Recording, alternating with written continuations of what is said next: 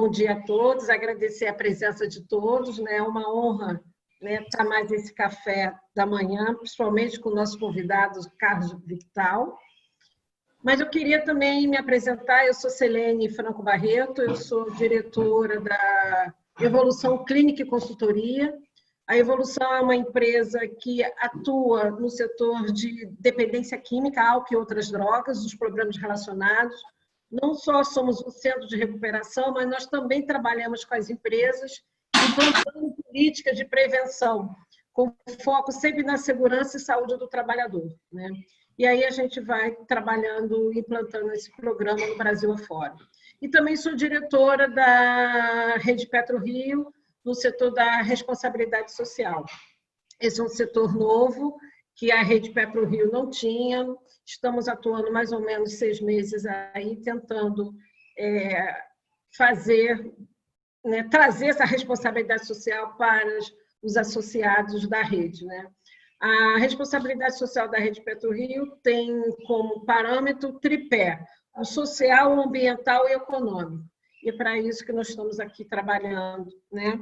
E então hoje nós temos a honra, né, do nosso café, que é o movimento da responsabilidade social no setor de petróleo e gás, teve início em 2002, com a realização do Congresso Mundial de Petróleo, né?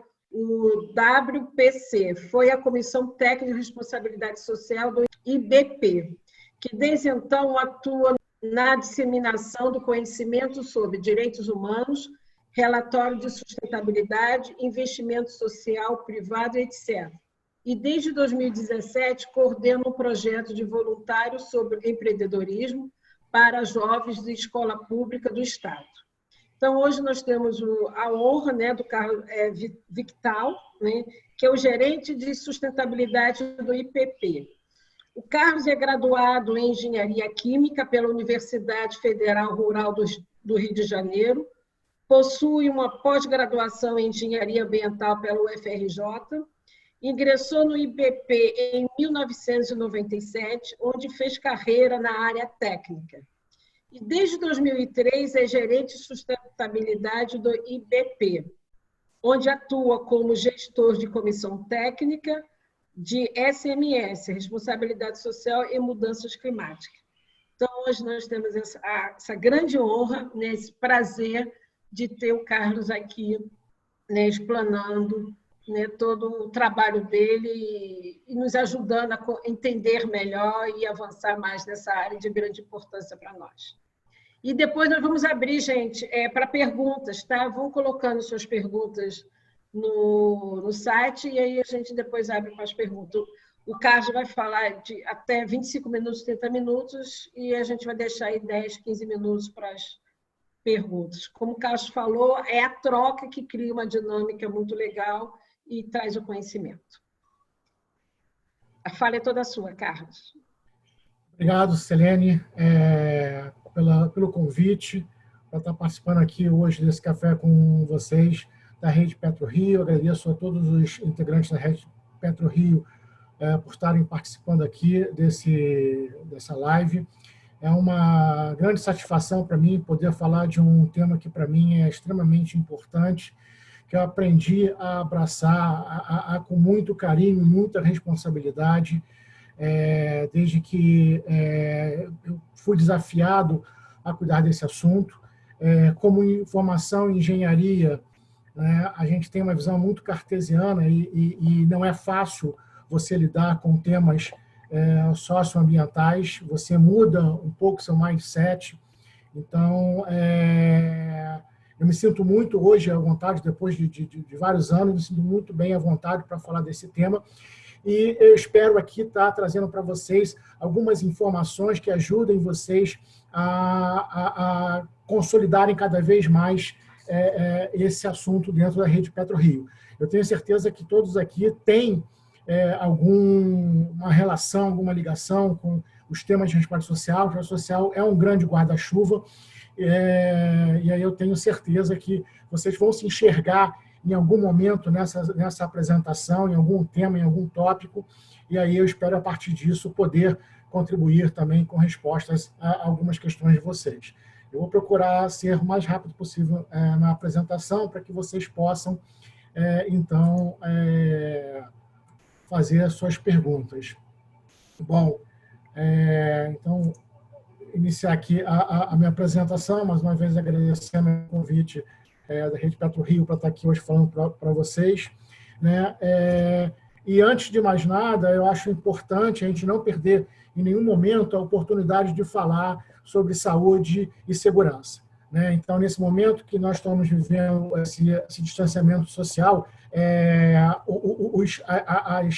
as palavras-chave, né, mudam um pouco.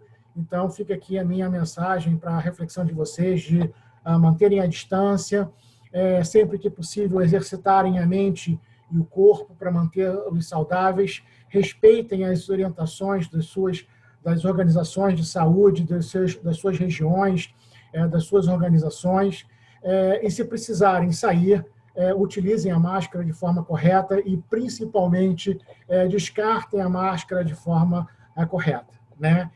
Esse já é um novo problema ambiental que a pandemia nos trouxe e, tendo esse conceito, tendo essa visão de responsabilidade social, eu tenho certeza que todos aqui estarão fazendo esse descarte adequado das máscaras. Passando, então, para a apresentação em si, eu gosto de começar essa apresentação com essa imagem, né? Há muitas brincadeiras, né, de que no Brasil não tem terremoto, que no Brasil não tem furacão, mas aqui a gente vê aqui essa foto tirada na Bacia de Campos e vemos o quanto essa questão está mais próxima da gente do que a gente imagina. O que aconteceu em Santa Catarina recentemente, nós estamos aqui no Rio de Janeiro, a gente viu só pela televisão, mas eles lá sentiram o que é um fenômeno climático extremo, né? E aqui a gente vê quanto está mais próximo da gente, lembrando mais uma vez que essa foto foi tirada de uma plataforma na Bacia de Campos. Então, eu deixo aqui essa foto, essa imagem, para a reflexão de vocês, né, desde agora, de como a nossa relação com as questões planetárias, as questões das mudanças que estão acontecendo no planeta, elas estão relacionadas, seja de forma direta ou indireta. A gente tem algum impacto, as nossas atividades têm algum impacto na natureza, na sociedade, e é isso que a gente vai tentar trazer para vocês, que através da responsabilidade social, dessa conscientização sobre sustentabilidade, a gente pode estar melhorando esse ambiente, estar contribuindo para reverter alguma dessas situações. Hoje, a gerência da qual eu sou responsável, que é a gerência de sustentabilidade, ela tem uma relação muito forte com a missão do IBP, que é promover uma indústria competitiva, mas também sustentável, ética e socialmente responsável. Tem uma relação muito forte com a visão do IBP de ser representatividade da indústria junto à sociedade.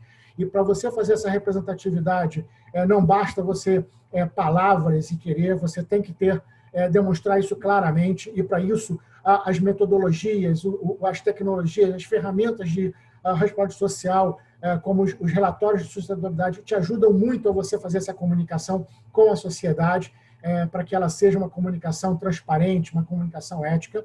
E a minha gerência guarda uma relação muito mais forte ainda com os valores do BP, com os valores de integridade, de liderança, de pessoas e de sustentabilidade. Então, hoje a área de sustentabilidade do IBP ela está no coração do que o IBP vem fazendo, do que o IBP vem promovendo. E o propósito da minha área no IBP é transformar riscos em oportunidades, riscos em novos negócios, riscos em sustentabilidade. A minha área atua transversalmente às áreas pilares do IBP, que é a área de AIP, a área de gás natural, abastecimento, agora com a abertura do setor de abastecimento, né? A saída da Petrobras de algumas... reduzindo a sua participação nesse segmento, né? Abrindo a oportunidade para novos players, e também no corporativo. Então, a minha atuação é transversal, tentando entender os riscos dessas 4 pilares e buscando oferecer para eles oportunidades de novos negócios, oportunidades para a transformação em sustentabilidade. Essa aqui é a estrutura da área onde eu atuo, né? E é importante aqui, eu trago esse organograma aqui para vocês entenderem que o meu trabalho, e assim como a maior parte do trabalho do IBP, está baseado nas comissões. Então, vocês estão vendo aqui a Comissão de Responsabilidade Social, que é a mais antiga que eu cuido, que foi fundada em 2002, e mais recentemente a Comissão de Mudança Climática, em 2018, e a Comissão de SMS também em 2018. São essas comissões que me dão base, me dão conteúdo, me dão conhecimento para que eu trabalhe esses temas, esses assuntos, junto aos demais associados do IBP.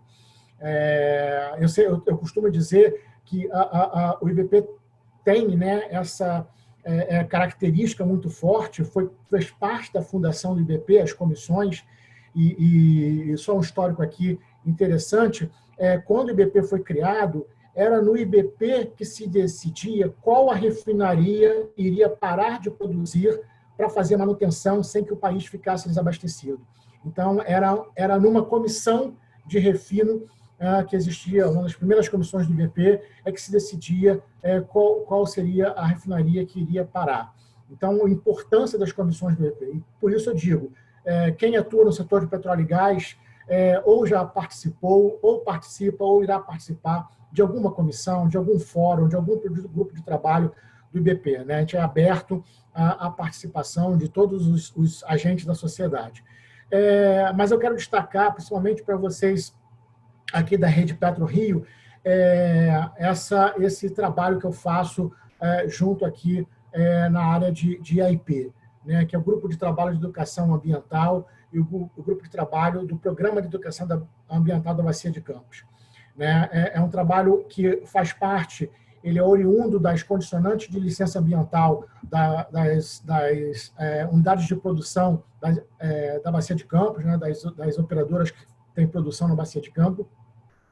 E são projetos magníficos. Eu recomendo a vocês, quando tiverem oportunidade, entrarem no portal do PEA-ABC e tomarem conhecimento dos projetos que são desenvolvidos, projetos com mulheres, conduzidos pela Equinor, projetos com quilombolas, conduzidos pela Shell, projetos com jovens, conduzidos pela PetroRio.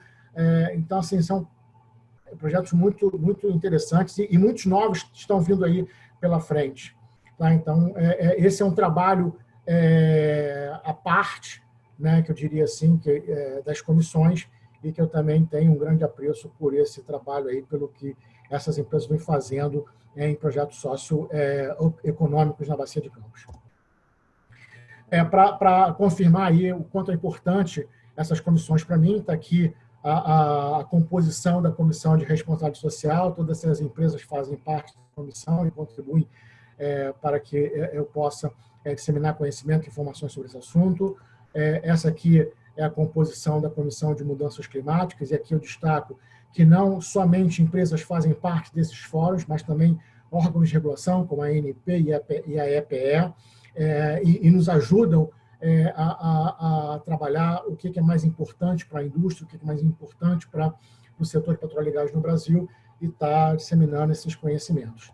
E, por fim, aqui a comissão de SMS, que também é uma comissão que eu tenho um grande apreço por esse tema, né? Foi um dos primeiros temas que eu trabalhei no IBP, quando cheguei lá, e hoje essa comissão tem contribuído bastante para a disseminação de conhecimento. A gente tem feito diversos eventos ao longo dos últimos anos sobre derramamento de petróleo, sobre grandes acidentes, lições aprendidas com grandes acidentes, metodologias como Boltai, análise de risco, e agora estamos aí focados num evento em conjunto com o CCPS, que vai ser no final do ano, sobre segurança de processo. Vai ser um evento virtual. O CCPS é uma das organizações mais relevantes no mundo nessa área de segurança de processo. Ela surgiu do conhecido acidente de Bhopal, na Índia, um dos maiores acidentes da indústria petroquímica do mundo, né? E ele gerou a criação do CCPS, uma organização que fica nos Estados Unidos, e a gente vai estar realizando esse evento com eles para trazer todo o conhecimento novo sobre segurança de processo. Mas se eu tenho essa estrutura para me auxiliar no IBP, no trabalho de disseminação de conhecimento e disseminação de informações, a gente vê aqui que as perspectivas para o setor de petróleo e gás são muito boas, né? É claro que essas informações aqui que foram produzidas pela área de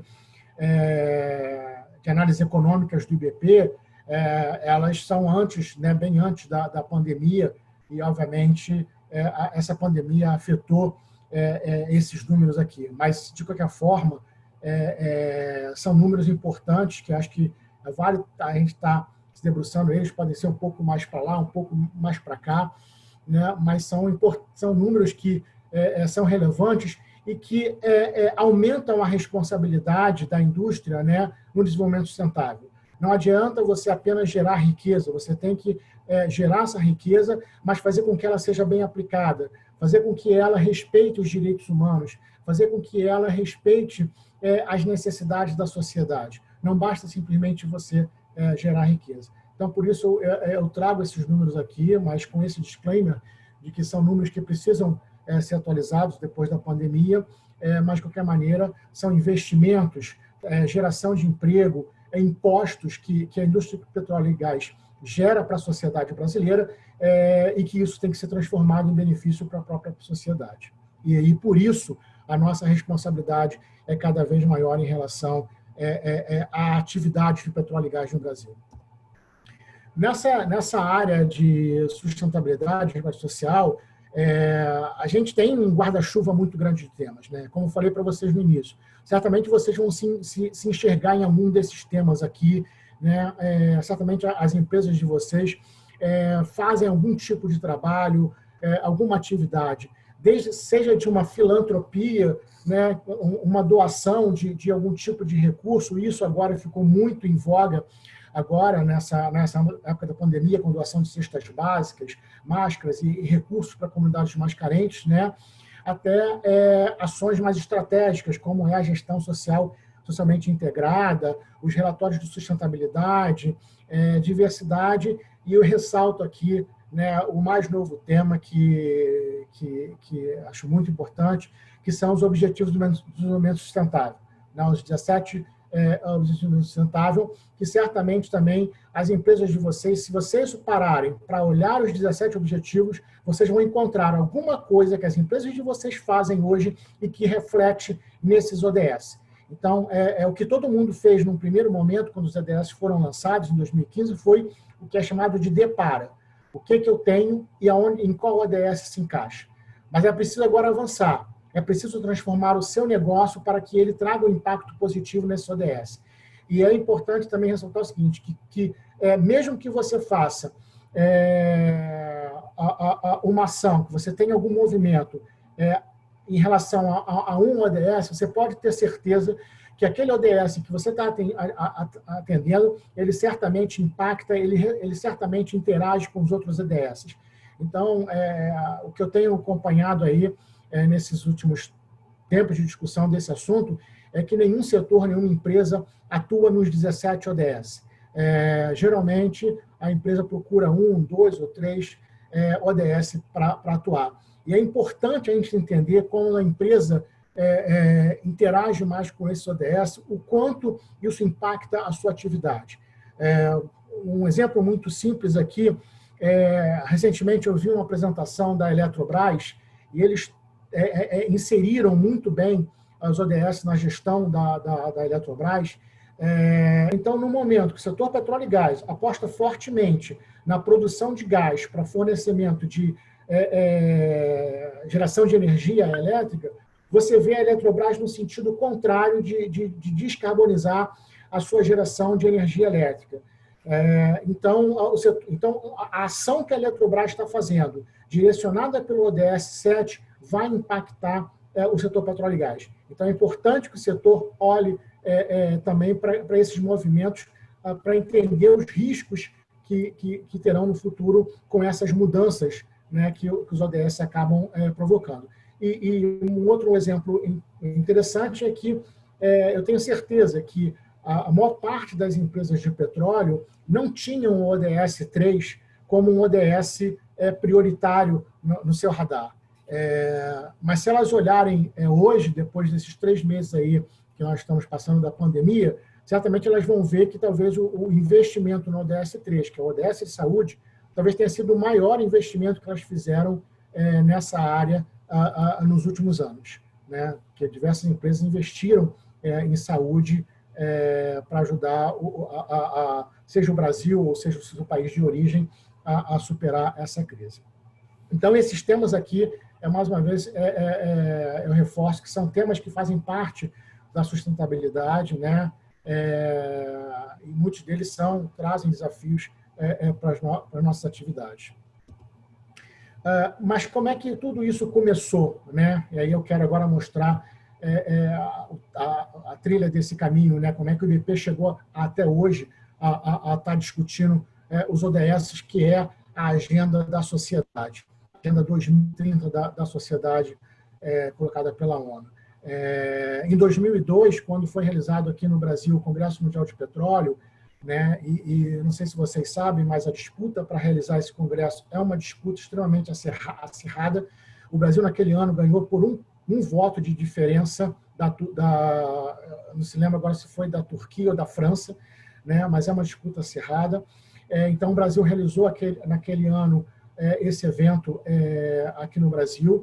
E quando o IBP propôs à Organização Mundial do WPC o tema Indústria, Excelência e Responsabilidade ao servir a sociedade, eles ficaram, de uma certa forma, surpresos com essa temática, né? Mas aceitaram o desafio, e aí nós organizamos, aqui vocês veem algumas fotos, né?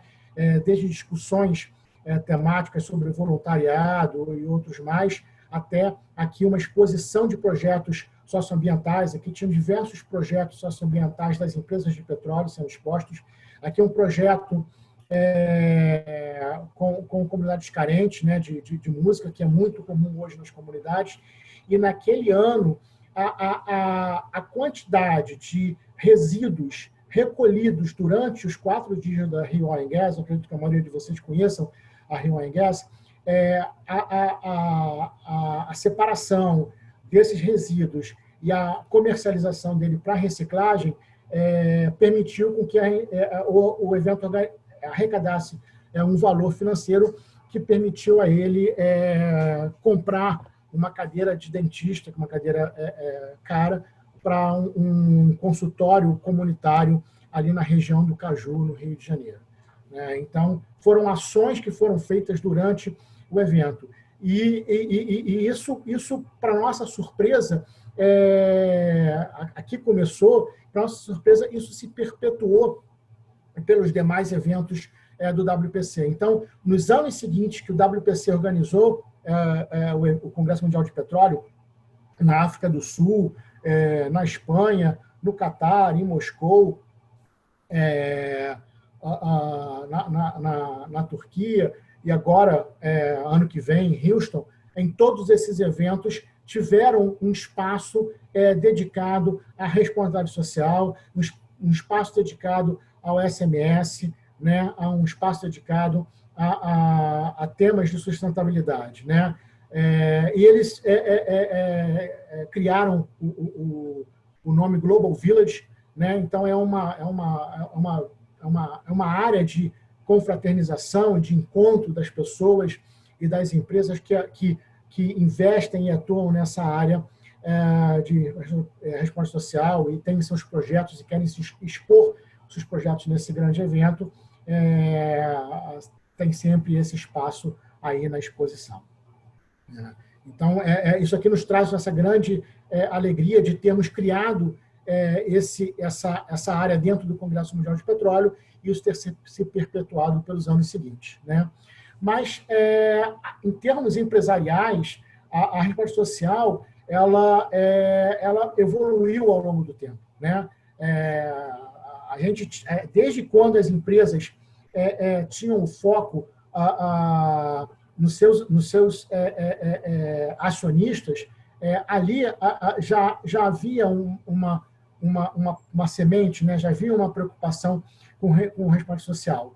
Isso foi evoluindo, né? Num primeiro momento, a filantropia, né, a doação do recurso sem um propósito mais direto, apenas atendendo a demanda da sociedade, surgiu e aí se espalhou pelo mundo, né, até isso ir evoluindo, né, de buscar uma relação com a comunidade, ou seja, eu não vou investir num projeto que está tão distante aqui, se eu estou impactando aqui a comunidade, eu vou investir num projeto que vai mitigar, que vai minimizar o impacto que eu estou causando aqui no meu entorno.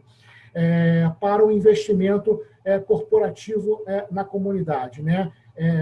Abraçando projetos da comunidade que você possa investir naquele projeto e trazer uma melhor distribuição de renda, uma melhor qualidade de vida para a população ali. Até hoje, o que nós chamamos de negócios sustentáveis. Ou seja, muitas empresas hoje aportam recursos, independente de estar na sua área de entorno, não, porque ela entende que ela tem também um impacto global, financiar projetos que, ao longo da sua vida, ele possa se tornar sustentável. Né? Negócios que respeitem o meio ambiente, negócios que respeitem os direitos humanos, mas que possam, depois de um determinado tempo, andar pela sua própria perna. A gente vê hoje muito fortemente isso nos editais que as empresas divulgam para financiamento de projetos, né?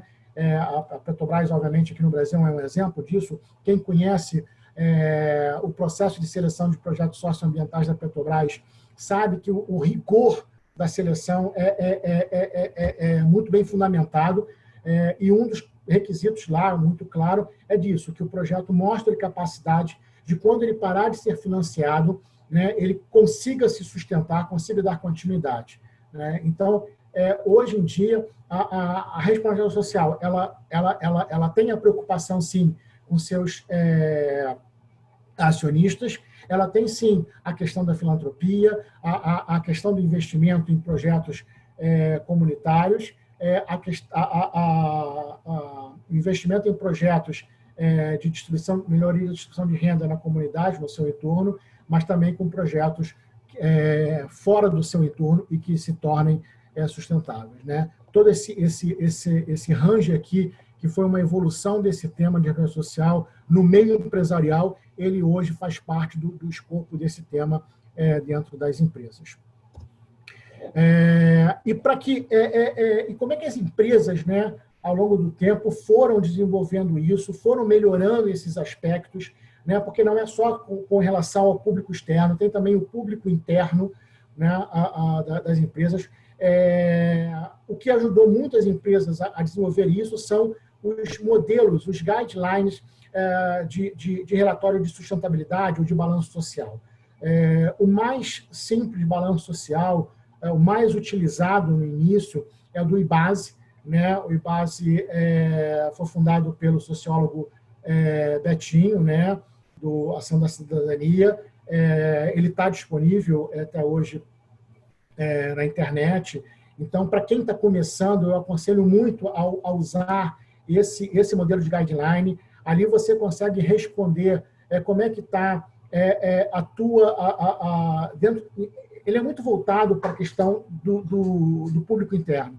Então, como é que está a questão da diversidade na sua empresa, como é que está a questão da distribuição de renda na sua empresa, a relação do maior salário e o menor salário na sua empresa, qual é essa diferença, né? E ele te propõe, né, ele te desafia a propor melhorias para o ano seguinte. Né? Então, você implementa melhorias, você escolhe aonde você quer melhorar, onde você pode melhorar nesses aspectos, né? Tem ali os percentuais de metas, para que no ano seguinte, quando você reportar novamente, né, o importante desses relatórios é você reportar periodicamente, seja anual, seja bianual, e aí a cada ano você ir melhorando. Né? Outro modelo que eu sugiro muito é do Instituto Ethos. O Instituto Ethos ele é muito interessante porque ele já traz as perguntas, né, e as respostas que você vai escalonar. Então, dependendo da primeira pergunta, da pergunta que for feita, você está no estágio 1, né? E aí ele te desafia, no ano seguinte, a você ir para o estágio 2. Nem para todas as perguntas você vai para o estágio 2 no ano seguinte, mas você pode escolher algumas que você vai para o estágio 2, outras que você pode pular para o estágio 3, né? E assim você vai indo, você vai evoluindo através desses indicadores. Então, ele não é somente uma ferramenta de como você reportar, mas também uma ferramenta de ajuda de como você evoluir nessa temática.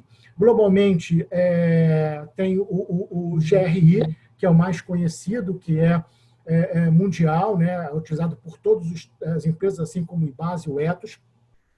O GRI acabou de lançar agora, dia 8 desse mês,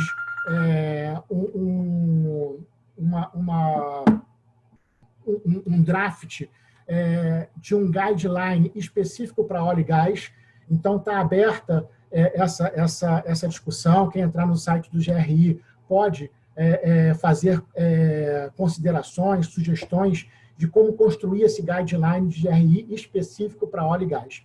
E tem a IPECA. A IPECA, quem não conhece, é uma organização das Nações Unidas, específica para petróleo e gás. Ela é um braço das Nações Unidas, somente de petróleo e gás, fica em Londres. Ela também tem um guideline específico para petróleo e gás, para a construção dos relatórios de sustentabilidade. E esses relatórios de sustentabilidade, eles que garantem a vez dos stakeholders, né? Um dos processos mais interessantes dos relatórios de sustentabilidade é a matriz de materialidade, onde você constrói um processo de consulta aos stakeholders para que você possa melhorar esse teu relato. E esse relato te garante transparência, te garante ética e, principalmente, te garante a licença para operar. E aí, como é que o IBP vem trabalhando isso para o público externo, né? Eu falei de como é que nós estamos estruturados internamente, né? Falei de como o IBP introduziu isso na indústria de petróleo e gás e como isso alcançou o mundo, e como é que nós temos trabalhado aqui. A característica do IBP, além das comissões, é disseminar conhecimento, né? Então, a gente procura, através de eventos, através de publicações, através de cursos, colocar todo esse conhecimento das comissões para a comunidade. Então, a gente já fez diversos seminários, né? Aqui, são duas publicações que o IBP fez. Esse book aqui de boas práticas está disponível na internet, e até hoje professores utilizam, né, esse documento aqui para ilustrar suas aulas, porque tem diversos cases interessantes de resposta social de empresas do setor, né? Aqui, essas duas imagens, é a Arena Sustentabilidade, que foi criada na Rio Oil & Gas. Então, no meio da exposição da Rio Oil & Gas, nós temos uma ilha para tratar de sustentabilidade. Ali são discutidos diversos temas. E por que nós trouxemos isso ali para a feira? Porque, como o Congresso tem um acesso restrito, a sustentabilidade não pode ficar restrita. Então, nós trouxemos essa área para a exposição, onde o acesso é gratuito, para que todos possam participar, interagir, discutir os temas de sustentabilidade. Essa daqui, se eu não me engano, é de 2014, né? Não, 2016, né? Onde os ODS já haviam sido lançados em 2015. Então, estamos aqui com o pessoal do PNUD discutindo os ODS. Aqui é um projeto da Pavuna, né, escola de música, né, para jovens carentes da Pavuna, né, que foi apresentado. E é muito interessante que quando você apresenta esses projetos na área de sustentabilidade, imediatamente vem diversas empresas que estão ali expondo no evento, pedir o cartão, né, uma troca de informação com o gestor do projeto que eles querem levar no seu stand no dia seguinte, no ano seguinte. Então, isso aqui tem um aspecto muito positivo de ampliar o conhecimento da existência desses projetos, né? E aqui um seminário que foi realizado no IBP, foi o último seminário que nós fizemos de responsabilidade social. Então, essa é uma forma de a gente colocar para fora esse material. Aqui são alguns projetos sociais que o IBP também participou ao longo dos anos, aí, naquele triste acidente lá na região serrana, né, a reforma de uma escola em Duque de Caxias, Isso aqui é um caso interessante. Nós fizemos com que a Secretaria de Educação do Estado do Rio de Janeiro redescobrisse que essa escola, em Duque de Caxias, fazia parte da sua gestão. A Secretaria de Educação havia esquecido que essa escola fazia parte deles, né? Tanto que é uma escola de ensino fundamental que está sob a gestão da Secretaria do Estado de Educação. A gente sabe hoje que todas as escolas de ensino fundamental ficaram com as prefeituras, e essa aqui continuava com eles. Então, nós fizemos eles redescobrirem e reformamos a escola. E em São Paulo também participamos de um projeto multicliente de criação de uma escola profissionalizante na região de Santos. Essa daqui é uma outra ação muito importante desenvolvida pelo IBP e que ela está dentro desse contexto de sustentabilidade, mas foi feita pela área jurídica do IBP, que foi a assinatura de um pacto de integridade da indústria de petróleo e gás e biocombustíveis em 2018 na Rio Gas. Aqui estão CEOs de diversas empresas, né, de petróleo e gás, da cadeia produtiva, né, que assinaram esse acordo. Aqui está o acordo, disponível na página do IBP, e é um acordo que elas se comprometem pelas práticas de integridade. Então, essa aqui mostra que esse movimento de sustentabilidade social não está somente na minha caixa, ele hoje já permeia por outras áreas do IBP. Essa aqui também é uma iniciativa são algumas iniciativas na área de SMS também, que eu acho importante. SMS é um tema importante dentro do contexto da vida social, né? A gente criou um manual de gerenciamento de resíduos para resíduos que chegam das plataformas nas bases de apoio, né? O MAREM e MAPEM, que é o monitoramento. Hoje em dia, nós sabemos, conhecemos a costa brasileira inteira. Nós sabemos a granulometria, desde a granulometria da praia, os tipos de acesso, se são acessos somente por veículo motorizado ou não, o tipo, a fauna que migra para aquela região. Então, a gente tem toda essa visão da costa brasileira, as diretrizes para abandono de poço, né, que é muito importante, aí foi uma contribuição para esse processo de descomissionamento. E aqui eu reporto para vocês, como já falei, as empresas que estão participando do PEA, né? Eu recomendo vocês acessarem esse projeto, o portal do PEA-EBC, e vocês conhecerem os projetos muito, muito bons que existem lá, e que certamente, se vocês estiverem naquela região, vocês poderão contribuir com esses projetos, poderão interagir com esses projetos. Então, vale a pena buscar conhecer esses projetos, somar a esses projetos, né, criar uma sinergia maior, né, para que a gente não fique dividindo o público, né? Diz um amigo meu, né, que tem há anos nessa área de sustentabilidade em diversos setores, né? Ele fala que às vezes as empresas precisam de um pobre para chamar de seu, né? E não é por aí. Eu acho que a gente tem que somar esforços, né, para que todos sejam beneficiados. Aqui é uma iniciativa global, né? Esse equipamento aqui gigantesco é o Capping, foi criado após o acidente da BP nos Estados Unidos, em Macondo, né? Esse equipamento ele é acoplado à cabeça do poço para reduzir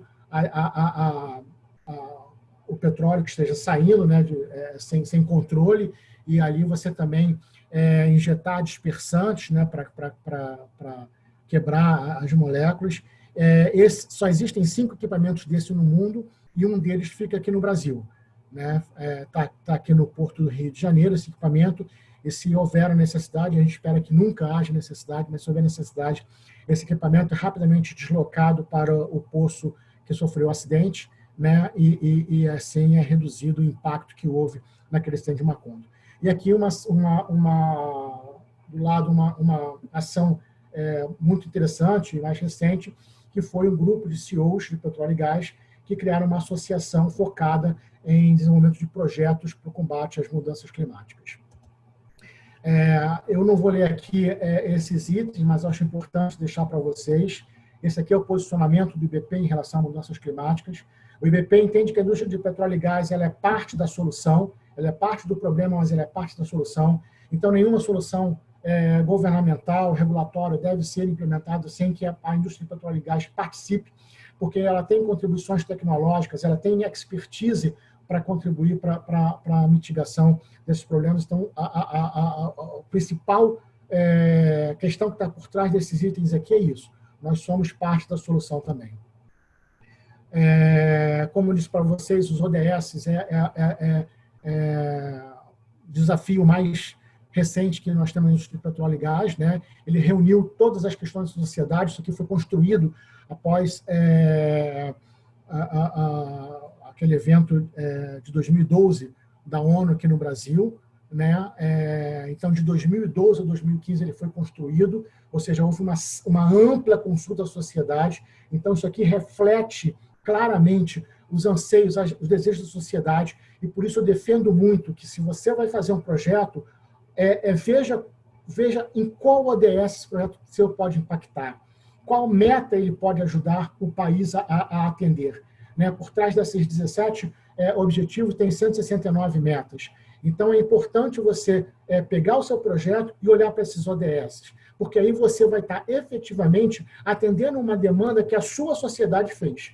Né? Você não vai estar fazendo um projeto a esmo, um projeto subjetivo. Então, eu defendo muito isso aqui, e a grande mensagem do ODS é: não vamos deixar ninguém para trás. Essa publicação aqui, essa imagem aqui dessa publicação aqui, também está disponível na internet, e, mais uma vez, são diversos projetos da indústria de petróleo e gás no Brasil, e cada projeto eu relaciono a um ou mais ODS, então vocês podem usar essa publicação como exemplo.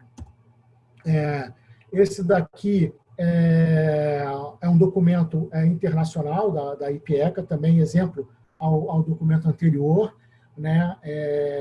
E que nós encaminhamos para a IPECA esse conjunto de projetos aqui no Brasil, né, para serem considerados nesse documento da IPECA. Nem todos foram considerados, mas nós, no momento que eles abriram para a proposição, nós mandamos. Então, de alguma forma, o mundo conhece esses projetos do Brasil. E, para finalizar, aqui já caminhando para o final, esse aqui é o grande último projeto que nós temos desenvolvido no IBP, né, que é a prática do voluntariado empresarial. Em 2017, com grandes reflexos da crise financeira que afetava o mundo, as empresas praticamente reduziram a zero o seu orçamento para investimentos em respaldo social. E aí foi quando surgiu a oportunidade das empresas se juntarem. Está aqui as empresas que se uniram naquele momento, né? E cada uma dando um pouquinho, a gente conseguiu viabilizar esse projeto, que é um projeto que leva conceitos, conteúdos sobre empreendedorismo para jovens de escolas do estado do Rio de Janeiro, né? Então, temas como economia pessoal, ética, tecnologia, a questão de RH. Um desses módulos aqui, a gente ensina muito para o aluno como ele deve se comportar numa entrevista, como ele deve se apresentar. Então, é uma aula que traz para aqueles alunos uma perspectiva enorme. Então, esse é o conteúdo que a Junior Achievement, que é uma organização mundialmente conhecida, né, tem esse conteúdo já pronto, e nós investimos nisso para que ela levasse esse conteúdo. Havia necessidade de um investimento. A parceria com a Secretaria de Educação, a Secretaria de Educação é que indica quais escolas que devem receber esse conteúdo. Esse conteúdo faz parte da grade curricular, ou seja, o aluno que não atender a essas aulas, ele não consegue concluir o seu ano letivo, né? E o IBP entrou com financiamento. E aí, qual foi? Há duas descobertas extraordinárias nesse projeto. Quando o voluntário vai à escola, ele se depara com uma realidade completamente diferente da dele. Ele se depara com realidades de crianças que não querem voltar para casa porque vão apanhar da família. Então, saem da escola e ficam ali na esquina. Eles se deparam com realidade de jovens que têm que sair dali e ir ganhar um dinheiro, vendendo alguma coisa para levar para casa. Então, é uma realidade muito diferente. E aí, essa empatia do voluntário com esse aluno constrói um clima extremamente bom e proveitoso, né? A passagem da autoestima dos profissionais da indústria petróleo e gás para esses alunos é algo que a gente não tem como medir, a gente não mede isso, a gente não calcula isso, mas é um ganho extraordinário. E um outro ganho também foi fazer com que profissionais de empresas que teoricamente eram concorrentes se encontram numa sala de aula para um objetivo comum. Então, a gente tem gente da Shell, da Exxon e da Total na mesma sala de aula, dando o mesmo conteúdo para aquele aluno, fazendo com que aquele aluno cresça, né, melhore a sua autoestima. Você tem gente da Baker, gente da Schlumberger, gente da SBM na mesma sala fazendo esse mesmo movimento. Então, esse foi um outro ganho, né, do encontro de profissionais de empresas concorrentes para alavancar isso, né? Esses aqui são alguns números, né, do projeto, né? São mais de 2.540 alunos, né? 24 escolas, inclusive na região da Bacia de Campos e, se eu não me engano, em Caxias também. Aqui são algumas imagens, né? Aqui são os profissionais de empresas de petróleo, né? Dando aula, né? Levando esse conhecimento não só do conteúdo da Júnior, mas a sua experiência pessoal. Então, finalizo aqui essa apresentação. Espero não ter ultrapassado muito aí o tempo e fico aí à disposição para perguntas. Excelente, Carlos. Excelente, excelente. Parabéns aí pelo trabalho. Muita coisa acontecendo. É importante a gente saber disso tudo, né? Com certeza, a Rede PetroRio, com todas as nossas associadas, podemos somar aí junto com esses projetos, né? Eu acho que temos muito que fazer por esse planeta e pelas pessoas, né? Parabéns mesmo pelo trabalho, pelo todo o desenvolvimento.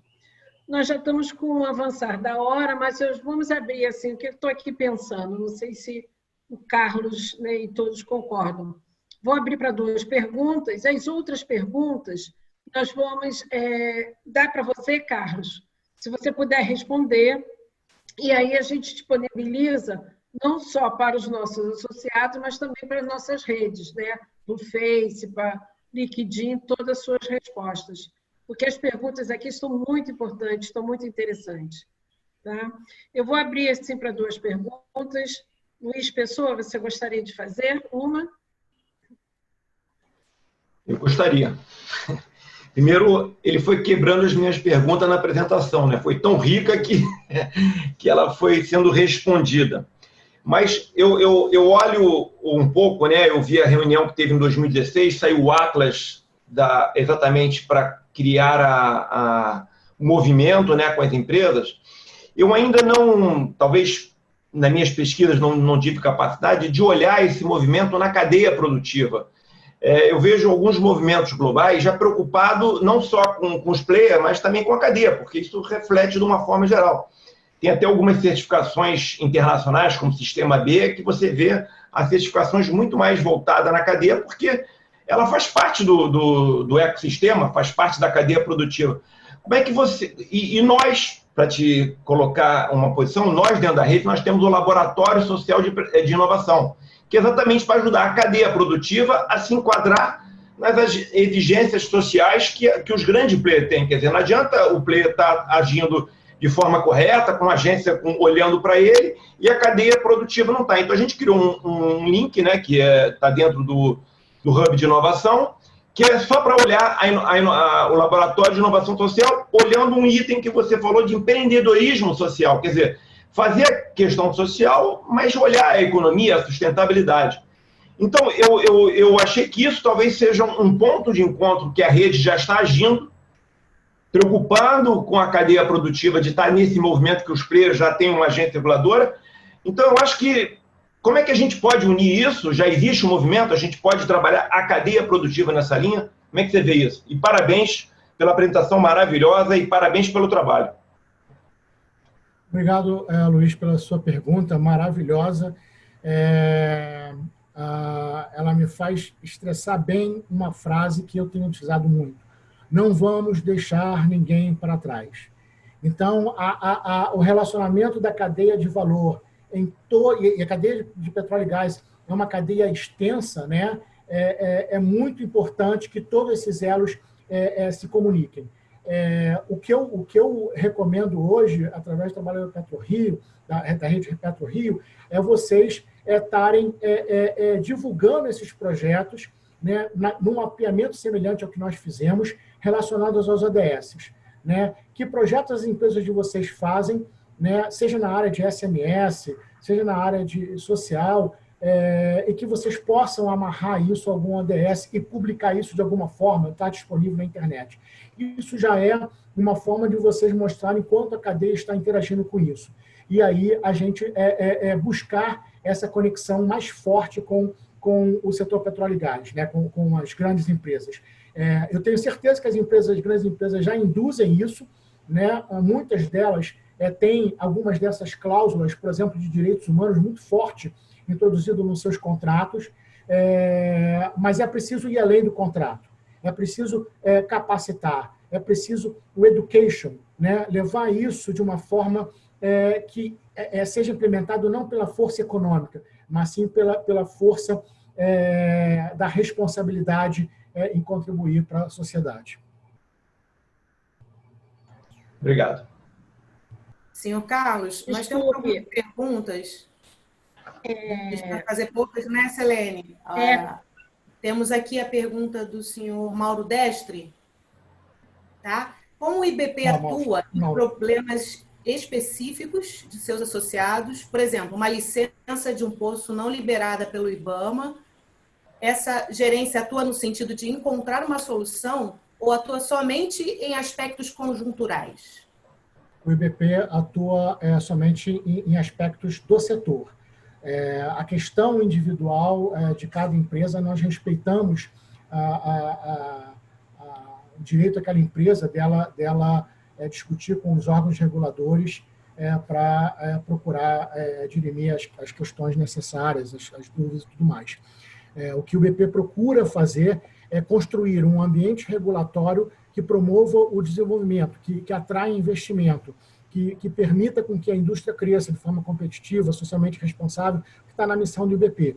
Mas a nossa atuação é setorial e não individual por empresa. Tem mais uma pergunta aqui da Karen Alves, da MP. Ela pergunta, você entende que a indústria do petróleo e gás é a maior indústria que pode ajudar a diminuir a desigualdade social, uma vez que é a indústria que movimenta a maior riqueza no país? Como o IBP pretende agir estrategicamente para atuar na sustentabilidade das outras empresas em termos de responsabilidade social? Karen, obrigado aí pela sua pergunta, muito boa, me dá também a oportunidade de esclarecer o papel da indústria de petróleo e gás na sociedade. Como eu mostrei no slide, os recursos da indústria são recursos realmente grandes, né? O número de geração de empregos é grande, tudo nessa indústria é grande, mas ela é parte dessa solução. Como eu disse, todo esse investimento ele tem que gerar também oportunidades, melhoria na sociedade, maior distribuição de renda.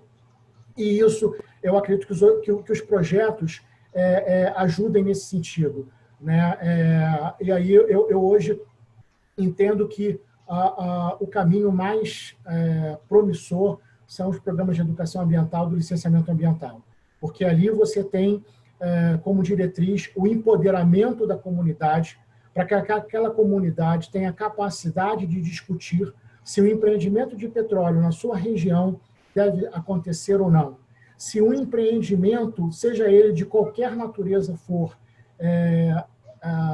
que tenha impacto ambiental, se ele deve ser implantado na sua região ou não. Esse projeto de educação ambiental já capacitou um grupo na Bacia de Campos, que eles conseguiram mudar o orçamento do governo de Campos num determinado ano, para que recursos fossem destinados à despoluição de uma lagoa. Então, mostra o quanto esses projetos de empoderamento, né, de educação ambiental têm sido importantes para equilibrar essa desigualdade social, né? Em termos de estratégia, aquilo que eu falei, respondi na pergunta do Luiz, né? Eu acho que as empresas elas têm relação com suas cadeias, né, de valor, elas trazem isso, seja através de contrato, ou seja através de às vezes, alguns eventos internos que elas fazem com seus fornecedores, né? Eu sei que algumas empresas fazem todo ano um evento de SMS com a sua cadeia de fornecedor específica. Então, através dessa comunicação que isso vai acontecendo. Isso precisa ser, no meu ponto de vista hoje, ampliado para que seja um movimento do setor e não de uma ou outra empresa. Sim. Tem mais uma pergunta que eu gostaria de fazer. Na verdade, ela é da Tatiana Araújo. Vocês têm um mapeamento de quais empresas já fizeram um alinhamento de sua estratégia de negócios aos ODS, estabelecendo metas e indicadores? Aqui no Brasil, a gente sabe que a Petrobras está trabalhando nisso, né? A Enauta já fez isso, a Enauta já definiu um indicador, não lembro agora se é o 13 ou o 14, mas ela já definiu qual indicador ela vai trabalhar. E todas as outras empresas internacionais, elas fazem isso através de suas matrizes, né? Geralmente isso acontece na IPIECA, né, que é uma espécie de IBP global, né? Por isso que eu digo que eles têm lá um guideline de como você reportar os seus ações socioambientais, né? E busca relacionar isso aos ODS, né? A IPIECA trabalha muito isso. Então, tem sim, as empresas fazem isso. Aqui no Brasil, eu posso afirmar que a Petrobras e a Enauta já tem um trabalho nesse sentido, e as outras nacionais eu não sei te informar. Ok. Muito obrigada pelas respostas. Passo para a Selene fazer o nosso encerramento por causa do horário. Obrigada, Elise. Realmente tem várias perguntas interessantes, né? E vontade de te perguntar mais ainda, Carlos. Mas eu queria dar uma palavra final para o nosso presidente, Carlos Eduardo. Você quer falar alguma coisa, Carlos? Antes de encerrar? Oi, Selene, está me ouvindo aí? Sim, tranquilo. Primeiro, eu queria agradecer ao Carlos, foi uma excelente palestra aí para a gente. O aprendizado ele é super importante, Carlos, quando ele tem um direcionamento. Então, isso você mostrou aqui para a gente hoje. Queria parabenizar a Selene aí também pelo evento, da Diretoria de Responsabilidade Social. E falar que a rede, Carlos, ela tem uma pegada mais de uso intensivo da tecnologia e inovação para o bem-estar da sociedade. Então, o que a gente quer desenvolver aqui na rede são projetos. Nós somos representantes de pequenas empresas aqui do setor que fornecem para a cadeia produtiva. Muito potencial de inovação, tecnologia, e nós acreditamos que a responsabilidade social, junto com o bem-estar da sociedade, ela tem que estar junto da tecnologia e da inovação dentro do nosso setor. Então, eu queria agradecer aí a tua presença e perguntar para o comandante Maldonado, que é do Cluster Naval, uma parceira nossa, se ele tem alguma pergunta, comandante Maldonado. O senhor tem alguma pergunta aí para fazer para o Carlos? Bom, obrigado, Carlos, pela oportunidade. Parabenizar o Carlos aí pela excelente apresentação. Eu não vou perder essa oportunidade, apesar de terem outras perguntas que, com certeza, são mais importantes do que a que eu teria para fazer. Mas eu gostaria de saber qual seria a estratégia que a EBP vai usar agora para essa consulta pública lançada pelo Ministério da Minas e Energia sobre o PNE 2050, em termos de sustentabilidade, principalmente. Olha, esse assunto certamente está sendo tratado pela diretoria do IBP, e o que a gente vai procurar introduzir em termos de sustentabilidade é mostrar a importância da saúde, segurança e proteção ao meio ambiente nas atividades da indústria, né? Esse é um pilar muito forte do IBP. Outra questão é a questão das mudanças climáticas. É preciso se preocupar com os ativos da indústria petróleo e gás, né? A adaptação é um fator muito importante. A gente vê que um fenômeno climático extremo ele traz destruições que você não tem como controlar. Então, os ativos, um FPSO está preparado para um momento desse, uma refinaria mais próxima da costa está preparada para isso, é fundamental. Então, é importante levar para o governo esse alerta, né? E dizer que a indústria está preparada para, em conjunto com o governo, atuar para mudar e se proteger desses fenômenos globais que certamente atingem o Brasil também. Obrigado, Luiz, pela sua pergunta, né? Muito oportuna nesse momento. Obrigada. Realmente, no nosso avançar da hora, as pessoas já estão saindo, já tem outras reuniões. Carlos Vital, mais uma vez, muito obrigado. Vamos continuar nessa parceria. Eu acho que a Rede PetroRio, né, as empresas da rede, pode contribuir muito nesses projetos, né, junto com você do IPP. Obrigada mesmo. Um excelente dia para todos. Um bom desenvolvimento aí da sexta-feira. Obrigada. Obrigada, Carlos, mais uma vez. Obrigado a todos aí. Gente. Fiquem com Deus. Excelente dia para todos. Obrigado a todos. Obrigado, presidente, pelo convite, mais uma vez. Estamos juntos. Obrigado, comandante. Obrigado, Carlos. Prazer.